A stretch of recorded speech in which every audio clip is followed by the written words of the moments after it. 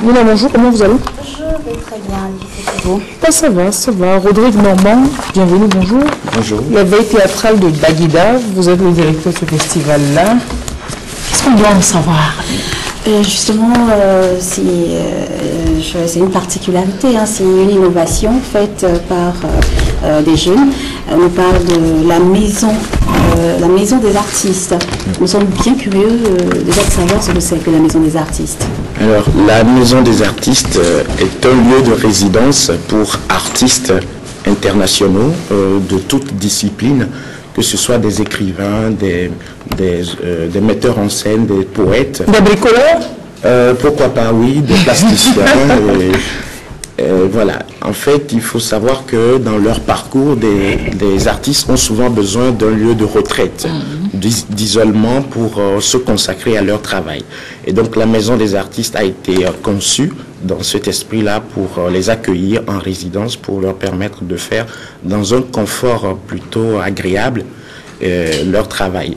Et la maison des artistes de Baguida a cette particularité qu'elle se trouve entre la nationale numéro 2 et la mer du côté de Baguida. Donc c'est un lieu assez calme, en tout cas pour l'instant, vu l'urbanisation galopante. On ne sait pas ce qu'on sera dans quelques années. Mais en tout cas, voilà, la Maison des artistes a été créée en octobre 2014 et les veilles théâtrales de Baguida constituent le premier événement. La maison, c'est une maison, c'est une résidence. Oui, comme son nom l'indique. On verra la particularité dans quelques instants. Et depuis hier, donc, vous avez un événement que vous passez, les veilles théâtrales de Baguida. Je pense que je viens de devoir dégager mes deux petits lapins.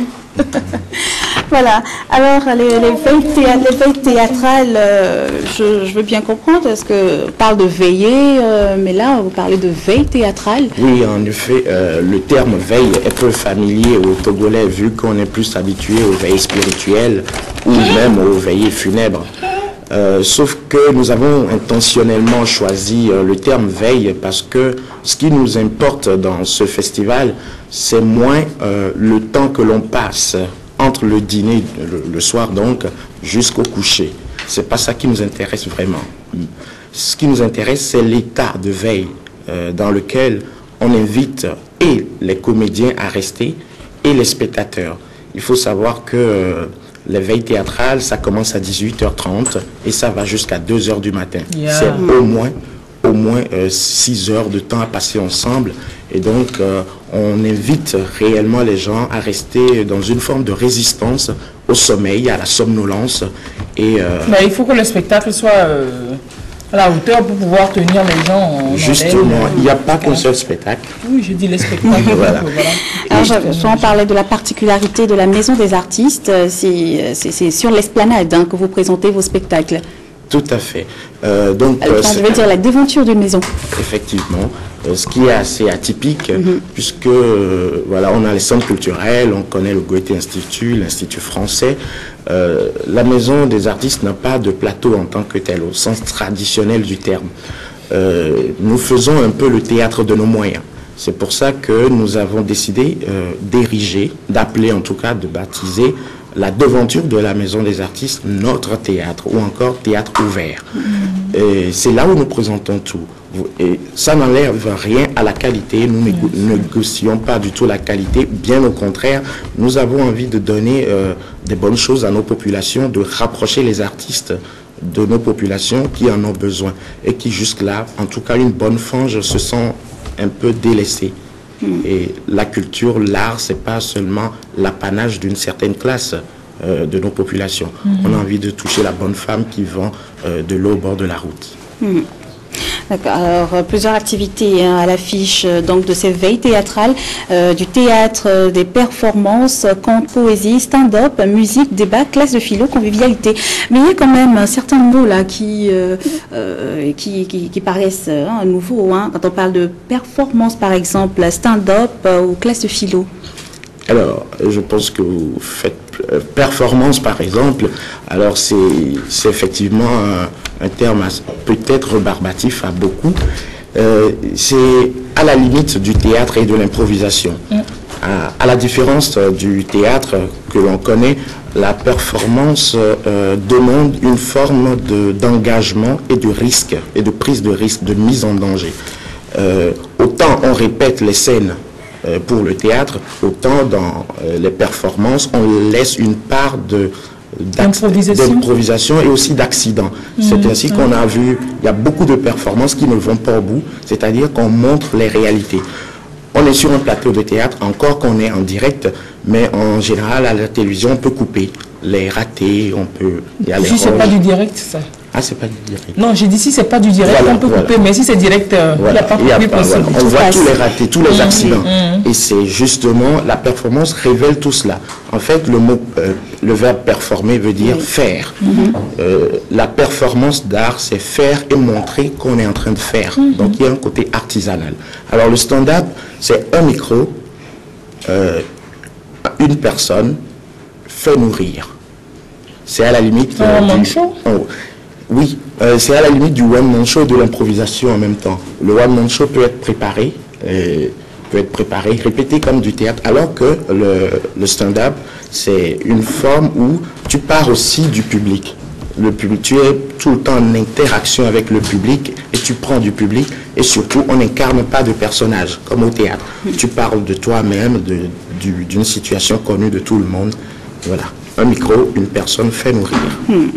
Alors, si Lys le permet, et si la régie également, nous allons suivre un bref extrait des activités qui se sont déroulées hier. Tout à fait. Même au milieu des fracas des mortiers et des sifflements des balles, il y aura encore place pour l'espoir des lendemains plus lumineux. Je suis certain et convaincu que la justice gisant inerte dans les rues ensanglantés, la justice ouverte de la poussière de la honte peut encore être relevée pour régner en souveraine suprême sur les enfants des hommes.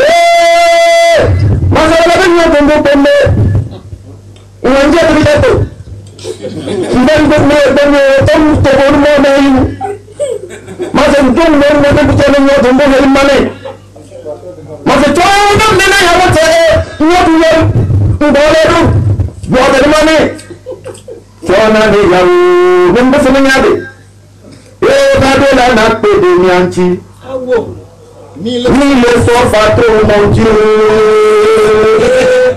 C'était dans le foupé pour te bénir, mon âme. Qu'on y a d'animé. C'était un appel d'urgence. Papa.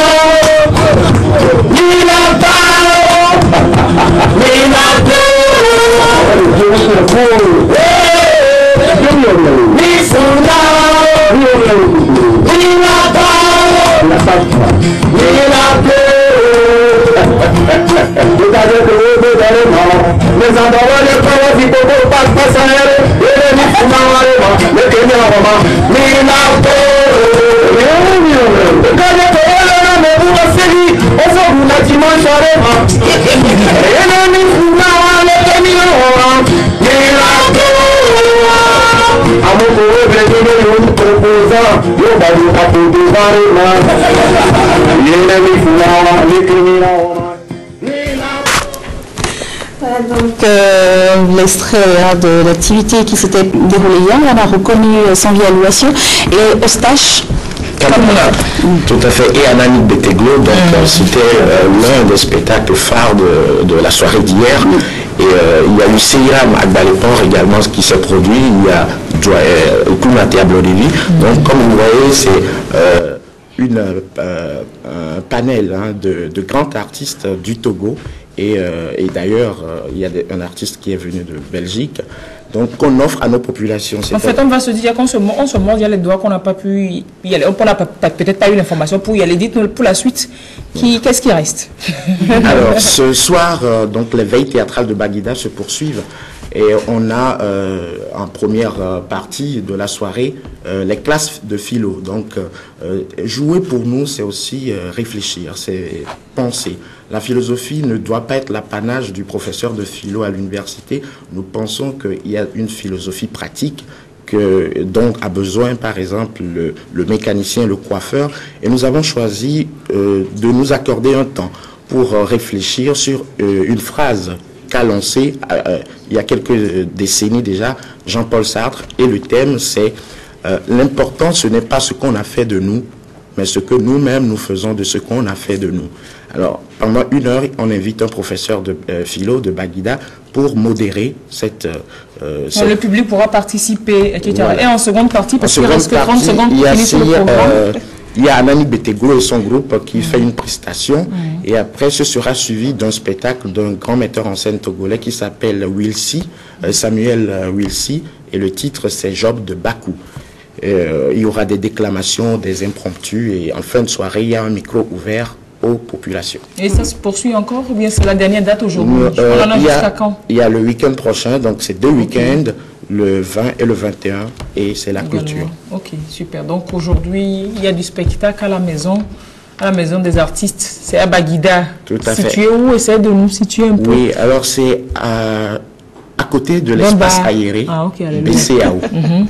Donc, on peut très vite reconnaître... Donc, à côté de l'espace aéré BCAO. Voilà. On n'a pas dit à côté du bar. Voilà, donc, à partir de 18h, vous avez dit 18h30. À Baguida, il y a du spectacle. Merci d'être passé par ici. Vous notez que l'accès est libre. Tout à fait. C'est nous qui vous remercions. Okay. Très belle journée. Et à plus tard pour d'autres activités de la Maison des Artistes. Merci.